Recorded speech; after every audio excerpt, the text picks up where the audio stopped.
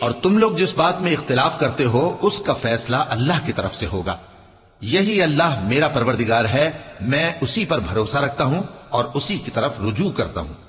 وہی ہے آسمانوں اور زمین کا پیدا کرنے والا.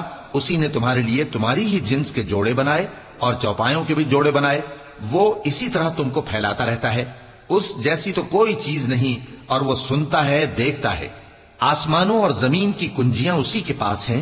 وہ جس کے لیے چاہتا ہے رزق فراخ کر دیتا ہے اور جس کے لیے چاہتا ہے تنگ کر دیتا ہے. بے شک وہ ہر چیز سے واقف ہے. اس نے تمہارے لیے دین کا وہی رستہ مقرر کیا جس کے اختیار کرنے کا نوح کو حکم دیا تھا، اور جس کی اے نبی ہم نے تمہاری طرف وہی بھیجی ہے، اور جس کا ابراہیم اور موسیٰ اور عیسیٰ کو حکم دیا تھا. وہ یہ کہ دین کو قائم رکھنا اور اس میں پھوٹ نہ ڈالنا.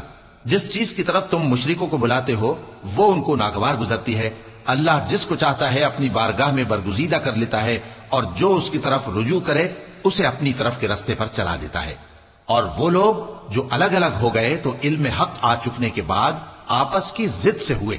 اور اگر تمہارے پروردگار کی طرف سے ایک وقت مقرر تک کے لیے بات نہ ٹھہر چکی ہوتی تو ان میں فیصلہ کر دیا جاتا. اور جو لوگ ان کے بعد اللہ کی کتاب کے وارث ہوئے وہ اس کی طرف سے بڑے بھاری شک میں ہیں.